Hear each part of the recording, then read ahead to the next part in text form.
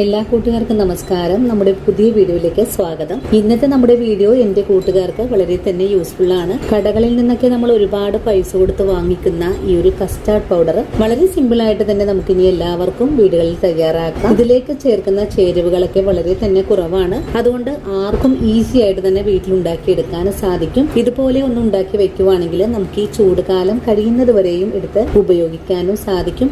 അപ്പൊ നോക്കിയാലോ എങ്ങനെയാണ് വളരെ ഈസി ആയിട്ട് ആർക്കും എളുപ്പത്തിൽ ഉണ്ടാക്കാൻ പറ്റിയ കസ്റ്റാർഡ് പൗഡർ വീടുകൾ തയ്യാറാക്കി എടുക്കുന്നതെന്ന് നമ്മുടെ വീട്ടിൽ കൂടെ നമുക്ക് കാണാം. ഇനി നമുക്ക് കസ്റ്റാർഡ് പൗഡർ തയ്യാറാക്കാൻ തുടങ്ങാം. ഇതിനായിട്ട് നല്ല ഉണങ്ങിയെടുത്തിട്ടുള്ള ഒരു മിക്സിയുടെ ജാർ എടുത്ത് വെക്കുക.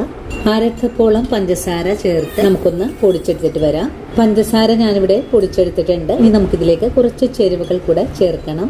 ആദ്യമേ ചേർക്കുന്നത് 1 കപ്പ് അളവില് മിൽക്ക് പൗഡർ ആണ്. ഇനി ഇതിലേക്ക് വേണ്ടത് 1 കപ്പ് അളവില് കോൺഫ്ലോർ ആണ്. ഇനി നമുക്കിതിലേക്ക് ഒരു നുള്ള് വാനില എസൻസ് കൂടെ ചേർക്കാം. ഇനി നമുക്കിതിലേക്ക് യെല്ലോ കളർ കൂടെ ചേർക്കാം.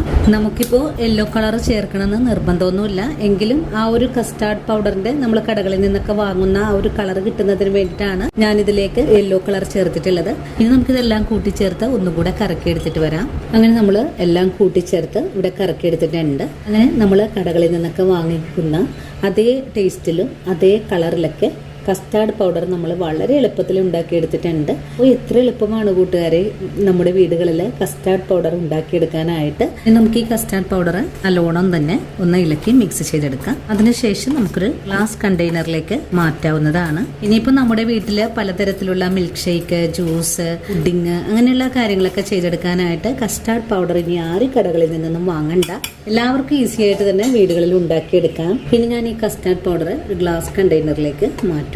നിങ്ങൾക്ക് ഇതിലേക്ക് കുറച്ചുകൂടെ കളറൊക്കെ ചേർത്ത് തയ്യാറാക്കി എടുക്കാനാണ് താല്പര്യമെങ്കിൽ അങ്ങനെ ചെയ്തെടുക്കാം. പക്ഷെങ്കിൽ നമുക്ക് ഇത്രയും തന്നെ കളർ മതിയാകും. കാരണം നമ്മളിത് ഓരോ കാര്യങ്ങൾ ചെയ്തെടുക്കുമ്പോഴേക്കും അതിനകത്തേക്ക് നല്ല കളറായി തന്നെ കിട്ടിക്കൊള്ളും. അപ്പോൾ ഇന്നത്തെ നമ്മുടെ വീഡിയോ എന്റെ കൂട്ടുകാർക്ക് വളരെ തന്നെ ഉപകാരപ്രദമായി എന്ന് തോന്നുവാണെങ്കിൽ തീർച്ചയായിട്ടും വീടുകളിൽ തയ്യാറാക്കി വെക്കുക. അതുപോലെ ചേച്ചി ഒന്ന് സപ്പോർട്ട് ചെയ്യാനും മറക്കരുത് കേട്ടോ. അതുപോലെ വീഡിയോ കാണുമ്പോൾ നിങ്ങൾക്ക് പ്രയോജനകരമാണ് എന്ന് തോന്നുവാണെങ്കിൽ ഇന്ന് നിങ്ങൾക്ക് കിട്ടിയ ഈ ഒരു അറിവ് നിങ്ങളുടെ കൂട്ടുകാരിലേക്ക് ഒന്ന് ഷെയർ ചെയ്ത് കൊടുക്കാനും വീഡിയോ കാണുമ്പോൾ തന്നെ നിങ്ങളുടെ വിലയേറിയ ലൈക്കുകൾ തരാനും മറക്കരുത്. അപ്പോൾ ഇനി നല്ലൊരു വീഡിയോ ആയിട്ട് നാളെ കാണാം. അതുവരെ ഒത്തിരി സ്നേഹത്തോടെ വീണ്ടും കാണാം.